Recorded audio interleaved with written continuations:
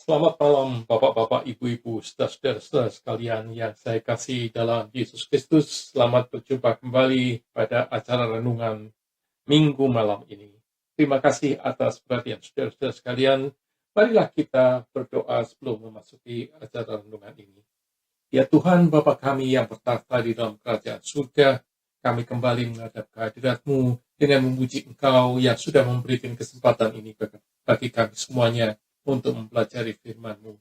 Biarlah Tuhan buka hati kami masing-masing, biarlah firman-Mu bisa dinyatakan kepada kami semuanya, dan biarlah nama-Mu dipermuliakan di dalam apa yang kami pelajari dan kami laksanakan. Dalam nama Yesus Kristus. Amin. Nah, saudara-saudara sekalian, pada malam hari ini judul daripada renungan kita adalah pengudusan orang Kristen. Pengudusan orang Kristen. Berjuang atau berserah.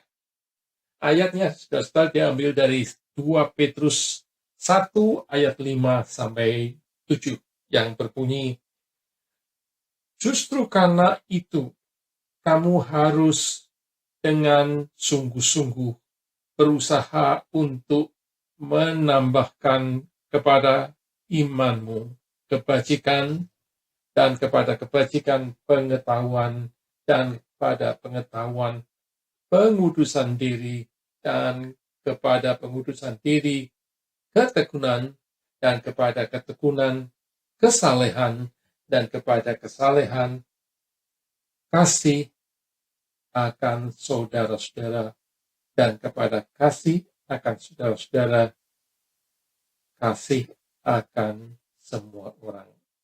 Saudara-saudara sekalian, pada malam hari ini memang ayatnya sangat menarik karena kelihatannya itu adalah sesuatu yang harus kita lakukan supaya kita bisa menjadi kudus. Kudus dalam arti kita mengalami pemurnian dalam kehidupan kita, sehingga kita makin lama makin dekat menyerupai seperti Yesus sendiri.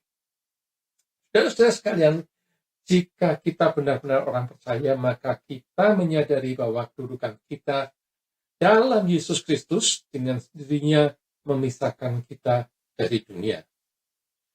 Bagaimanapun juga kita memiliki hubungan dengan Tuhan yang hidup, dari Tuhan yang suci, dan tentunya kita harus berbeda dengan orang dunia. Kemudian tentunya kita setiap hari harus menjalankan kehidupan yang baik dan tidak mencoba untuk berbaur dengan dunia. Karena dunia adalah berbeda dengan kita yang sudah ditempatkan dalam posisi anak-anak Tuhan. Sebagai anak Tuhan, kita tentunya menjalani hidup kita sesuai dengan firman Tuhan, dan setiap kita mempelajari Alkitab, kita akan bertumbuh dalamnya dan menjadi makin lama makin bisa menaati firman Tuhan dan menjalankannya dalam hidup kita. Nah, itu menentukan usaha kita, tidak otomatis tentunya. Memang ada orang yang bilang itu otomatis akan dilakukan oleh Roh Kudus penuhnya, seperti juga dengan keselamatan kita. Memang semua orang Kristen percaya bahwa tidak ada apapun yang bisa kita sumbangkan di dalam bencana keselamatan. Dalam keselamatan kita hanya bergantung pada anugerah Tuhan semata-mata. Tetapi kalau menyangkut pengudusan, agaknya tidak semua orang yakin bahwa Tuhan itu memberikan pengudusan secara otomatis. Nah, malam hari ini kita akan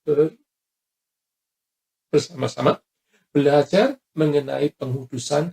Apakah kita harus sekedar menerima pengudusan ini dari Tuhan secara otomatis, ataukah kita bekerja bersama-sama, berjuang bersama-sama dengan Tuhan? Petrus dalam ayat di atas meminta kita untuk berjuang dan melakukan segala upaya untuk mencapai tujuan ini. Itu jelas dalam perkataannya, itu dengan sungguh-sungguh, hendaklah kamu dengan sungguh-sungguh. Jadi itu adalah permintaan Petrus agar kita harus berjuang dengan keras. Dia mengisyaratkan bahwa dalam hal ini tidak ada boleh tempat yang kita berikan kepada kemalasan dan bahwa kita harus justru menaati Allah yang memanggil kita tidak dengan lambat atau enak-enakan, sembarangan, tetapi dengan kesigapan, sehingga seolah-olah Petrus berkata, kerahkanlah supaya segala upayamu dan wujudkanlah upayamu kepada semua orang. Nah, ini tentunya supaya nama Tuhan dipermuliakan. Saudara sekalian, bertumbuh dalam kesalehan atau pengudusan itu adalah kerja keras, bukan otomatis. Tidak ada tempat untuk kemalasan. Kita harus mengerjakan diri kita, mengerahkan diri kita, dan dengan semangat dan kecepatan serta ketekunan, kita berusaha dengan bantuan Roh Kudus untuk bisa menaati firman-Nya dan hidup seperti Dia. Orang percaya sama sekali tidak boleh pasif dalam penyucian atau dalam kesalehan. Namun saudara-saudara sekalian, ada juga komentar yang memperingatkan bahwa di dalam mencapai atau usaha mencapai pengudusan bersama-sama dengan Tuhan itu, jangan sampai kita seolah-olah menyatakan atau merasakan bahwa pekerjaan Tuhan itu tidak dapat dilakukan kecuali jika kita melakukannya. Tuhan sebenarnya tidak bergantung kepada kita. Tetapi untuk mewujudkan pekerjaan Tuhan dalam kita, tentunya kita harus mempersilakan Roh Kudus untuk mengerjakan pengudusannya bersama-sama dengan penyerahan kita. Itu tidak membutuhkan izin kita. Adalah keliru kalau kita berkata bahwa Tuhan harus meminta izin kita. Sebagai Tuhan yang Maha Kuasa, Tuhan tidak pernah meminta izin kita. Tetapi, saudara-saudara sekalian, yang benar adalah bahwa kita harus aktif bersama-sama bekerja dengan Roh Kudus, supaya itu, pengudusan itu bisa terjadi pada diri kita secara efektif. Dan itu untuk kebaikan kita, supaya kita bisa menjadi seperti Dia, Yesus. Saudara sekalian, kebijaksanaan, kesabaran, dan kasih. Ini adalah karunia Roh. Jadi kita, kalau Petrus memberitahu kita untuk melakukan segala sesuatu yang baik untuk pertumbuhan iman kita, ia tidak menyatakan bahwa ini adalah kekuatan kita. Kebijaksanaan kita, kesalehan kita, kesabaran kita, kasih kita, semua yang baik adalah datangnya daripada Tuhan. Nah, sekalipun itu jelas, saudara sekalian, memang itu berasal dari Tuhan. Lalu dalam pelaksanaannya kita mengalami banyak masalah. Mengapa? Saudara sekalian, kita harus berhati-hati bahwa ada dua ajaran yang keliru di dalam hal kekudusan yang sudah melanda beberapa gereja, malahan banyak gereja, mengenai soal pengudusan ini. Yang pertama adalah pengajaran tentang aktivisme. Dan yang kedua adalah ajaran tentang ketenangan. Nah, ini dua-duanya adalah pengajaran yang keliru. Karena kedua-duanya ini seperti sesuatu yang kembar. Mungkin mirip dengan koin uang. Kalau jatuh pada sisi yang satu terlihat. Kalau jatuh pada sisi yang lain terlihat. Tapi sebenarnya duanya ini adalah yang serupa. Dalam aktivisme, sudah selesai. Kelihatannya yang namanya baik, aktif. Tapi ini adalah isme, adalah pengajaran atau aliran. Itu menyatakan bahwa karya Tuhan itu didukung sepenuhnya oleh manusia. Dan dalam hal ini, manusia yang merupakan penentu utama dari hasilnya dari hasil pengudusan. Kita harus bekerja baik, menunjukkan apa yang baik, berlaku baik, sopan santun, menaati hukum dan sebagainya, supaya kita jadi kudus. Lalu sebaliknya apa? Ajaran ketenangan. Ya diam saja, tidak usah berbuat apa-apa, karena perjuangan kita diserahkan sepenuhnya kepada Tuhan yang akan mengubah kita secara otomatis. Sebagai orang Kristen, kita tidak perlu berbuat apa-apa karena kita tidak mampu berbuat apa-apa. Saudara sekalian, keduanya ini memang adalah kedua hal yang bertolak belakang, tapi sebenarnya adalah hal yang serupa. Karena mereka yang aktif, akhirnya juga pada akhirnya nanti akan jadi orang yang tidak berbuat apa-apa. Nanti saya tunjukkan bagaimana itu. Dan mereka yang tenang, akhirnya justru akan berubah menjadi orang yang melakukan hal yang sebetulnya tidak dilakukan.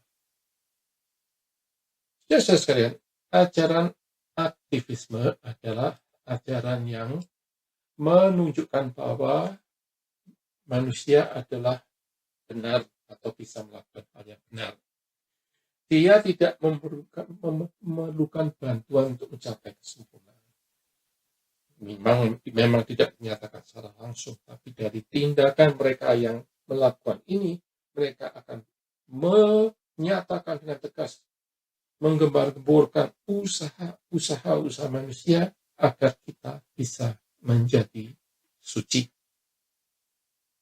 Manusia bergantung kepada dirinya sendiri untuk bisa mencapai kebaikan atau kemampuan moral yang sesuai dengan Tuhan. Saudara sekalian, ini bisa dinyatakan dengan pikiran dari seseorang yang menyatakan saya tidak lagi membutuhkan Kristus. Ini adalah tugas manusia semata-mata dalam hidup di dunia.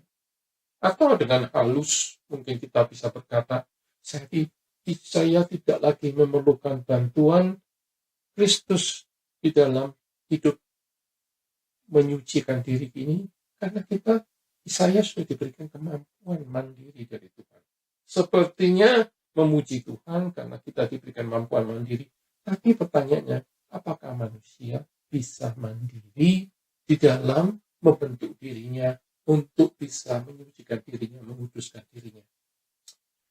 Saudara sekalian, ajaran ketenangan itu adalah sebaliknya. Ini dulunya dimulai dari ajaran Roma Katolik di beberapa tempat, terutama di Prancis, yang menyatakan bahwa segala sesuatu itu tidak akan membuahkan hasil yang baik. Karena manusia adalah sangat terbatas dan kita harus bergantung sepenuhnya kepada pekerjaan Roh Kudus. Kelihatannya atau dengarnya baik itu ajaran itu ya. Tetapi dalam hal kesalehan itu dikatakan Anda tidak dapat berbuat apa-apa kecuali Anda menyingkir, menyepi dan membiarkan Tuhan melakukan pekerjaan yang perlu untuk menyucikan Anda. Nah ini sepertinya kelihatannya saleh, ajaran yang baik, tapi sebenarnya adalah ajaran yang pasrah kepada Tuhan yang menggerakkan kita seperti sebuah boneka. Semuanya sudah ditentukan oleh Tuhan dan ini bisa berubah menjadi fatalisme yang meyakini bahwa segala sesuatu, baik yang buruk maupun yang baik, sudah ditentukan oleh Tuhan dari mulanya. Nah ini kelihatan jelas bahwa itu adalah tidak benar. Jadi ajaran yang tenang, kelihatannya menyuruh kita tenang, berserah, itu tidak Alkitabiah. Jadi kedua hal ini, yang pertama yang orang yang giat bekerja untuk mencapai keselamatan, yang lain berserah untuk keselamatan, untuk penyucian, pengudusan. Yang lain adalah orang yang tenang, harus tenang untuk pengudusan. Kedua-duanya adalah keliru. Saudara sekalian, ajaran ketenangan sebenarnya menghina Roh Kudus. Karena bersikeras bahwa Tuhan sepenuhnya bertanggung jawab atas kemajuan atau kurangnya iman kita atau kekudusan kita. Jika si pengikut ajaran masih terus dalam hidup dalam dosa, ada sebenarnya pernyataan hati yang tidak terucapkan, sepertinya mengatakan bahwa Tuhan itu kurang giat dalam membimbing kita. Jadi dia menyatakan sebenarnya bahwa saya tidak bersalah, tapi Tuhanlah yang bersalah. Kepercayaan orang Kristen semacam ini adalah seakan-akan berkata, lepaskan segala persoalan dan biarkan Tuhan yang bekerja.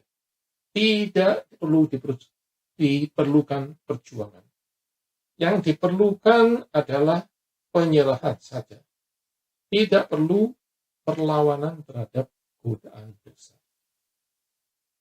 Saudara sekalian, pengudusan dianggap semata-mata pekerjaan Tuhan. Dari awal sampai akhirnya. Bukanlah dia yang berdaulat sepenuhnya. Bukankah dia yang memilih aku sebagaimana adanya? Itulah dalih mereka yang percaya. Dan saudara sekalian, malam hari ini kita belajar bahwa dari ajaran dari apa yang diajarkan Petrus di atas, ajaran ketenangan yang pasif maupun ajaran yang menekankan berbuat adalah ajaran yang keliru. Kita harus bergantung kepada Roh Kudus, tetapi Roh Kudus juga mengajak kita bekerja bersama-sama dengan Dia. Ajaran ketenangan yang pasif tidak bisa membuat kita makin lama makin maju. Karena Tuhan yang bekerja di dalam hati kita, itulah yang mengerjakan kita supaya kita bisa aktif bekerja bersama Dia. Jikalau kita tidak mau bekerja dengan Dia, tentunya itu tidak akan terlihat di dalam hidup kita. Saudara-saudara sekalian, kelihatannya ajaran yang menunjukkan ketenangan penyerahan ini sepertinya ajaran yang saleh. Tetapi ini adalah sebenarnya reaksi dari ajaran yang mengajarkan aktivisme. Jadi saudara-saudara sekalian, orang yang dulunya berpikir bahwa mereka adalah harus melakukan sesuatu, harus membuat sesuatu seperti apa yang dikatakan orang seperti orang Farisi. Sebenarnya orang Farisi itu adalah orang yang berusaha menuruti hukum Tuhan. Tetapi dalam menjalani hukum Tuhan, mereka membanggakan apa yang diperbuatinya, malahan memilih hal-hal yang keliru di dalam pelaksanaannya, supaya kelihatannya mereka berhasil, tetapi mereka sebenarnya tidak berhasil. Saudara sekalian, aktivisme tidak akan menjamin keberhasilan kita untuk mendekatkan kita dengan Tuhan jika kita hanya berusaha menaati firman Tuhan semata-mata. Semuanya hanyalah untuk menaati secara hurufiah, tetapi kita sebenarnya tidak mempunyai hati di dalam pekerjaan itu. Kita tidak memuliakan Tuhan di dalam hal itu. Kita berusaha memuliakan diri kita sendiri. Ajaran yang menekankan perbuatan manusia pada akhirnya akan menumbuhkan kesombongan manusia dan akan mengurangi kemuliaan Tuhan.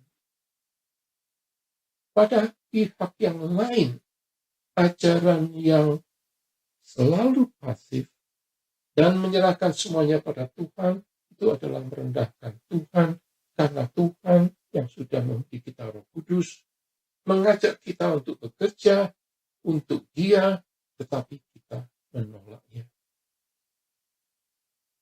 Mereka yang akhirnya keliru, pada akhirnya tidak akan menuruti Tuhan.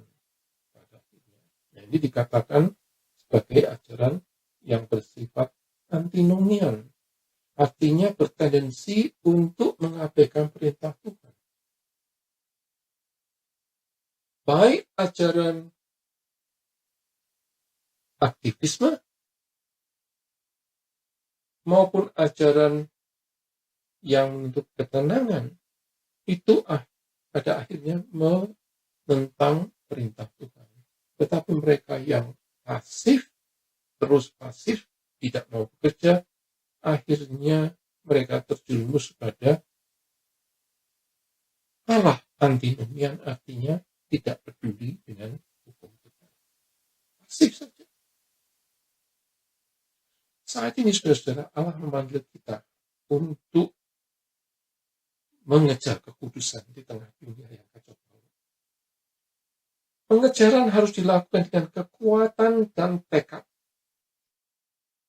Kita harus melawan sampai titik darah penghabisan segala kejahatan, segala dosa. Bergulat dengan kekuatan, mungkin sambil berjanji bahwa aku akan berusaha sekuat tenaga. Tapi kita tidak boleh lupa, kita harus bersuka cita bahwa semuanya itu mungkin terjadi karena Roh Kudus yang ada dalam diri kita membantu kita, mengatur kita, meyakinkan kita, dan mendorong kita. Jika kita tidak menekankan atau ingat kepada Roh Kudus yang ada dalam diri kita, kita akan cenderung bergerak, berpindah ke arah aktivisme. Usaha sendiri akan berhasil. Usaha sendiri pasti berhasil. Usaha sendiri akan bisa membuktikan bahwa kita adalah orang yang saleh. Saudara sekalian, kita harus mengingat apa yang dikatakan Rasul Paulus dalam Filipi 2 ayat 12. Hai saudara-saudaraku yang kekasih, yang kekasih, kamu senantiasa taat. Karena itu tetaplah kerjakan keselamatanmu dengan takut dan gentar. Bukan saja seperti waktu aku masih di sini, tetapi terlebih pada saat sekarang waktu aku tidak hadir. Saudara sekalian, kita harus mengerjakan keselamatan kita dengan takut dan gentar. Takut dan gentar berarti bahwa kita tahu bahwa ini adalah penting, tetapi juga takut dan gentar bahwa Tuhan adalah bekerja bersama kita. Karena kita mempunyai Roh Kudus dalam hati kita, kita harus mempunyai rasa takut, harus mempunyai rasa gentar kepada Ia yang membuat kita, Ia yang membuat kita selamat, Ia yang memimpin kita. Nah, reaksi kita, saudara-saudara sekalian, ada reaksi yang diharapkan merupakan reaksi yang baik. Karena Allah lah yang mengerjakan di dalam kamu, baik dalam kemauan maupun pekerjaan menurut apa yang direlakannya, kerelaannya. Filipi 2 ayat 13. Malam hari ini, saudara-saudara sekalian, kita memberi kita pandangan yang luas, lebih luas bagaimana kita harus memahami kehidupan Kristen. Kita harus bekerja keras untuk kekudusan, tetapi saat kita melakukannya dengan kesadaran bahwa dengan pengetahuan bahwa Tuhanlah yang bekerja di dalam hidup kita, yang bekerja menguatkan kita, yang memampukan kita, supaya kita bisa makin lama serupa dengan kudus. Tidak boleh ada kesempatan bagi kita untuk membanggakan diri kita seperti orang Farisi yang berusaha untuk berbuat baik, tapi menekankan diri usahanya sendiri dan juga melakukannya dengan cara yang salah.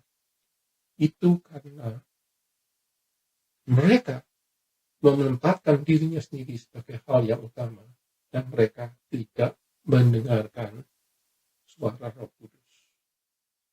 Itu juga, saudara-saudara sekalian, malam hari kita diingatkan bahwa kita harus bekerja keras, tetapi kita harus sadar bahwa Roh Kudus ada di dalam hati kita dan kita harus mau mendengarkan apa Roh yang dikatakannya, supaya kita tidak menjadi sombong dan tidak boleh meyakinkan diri kita, kebenaran diri kita, tapi makin lama makin sempurna sejalan dengan apa yang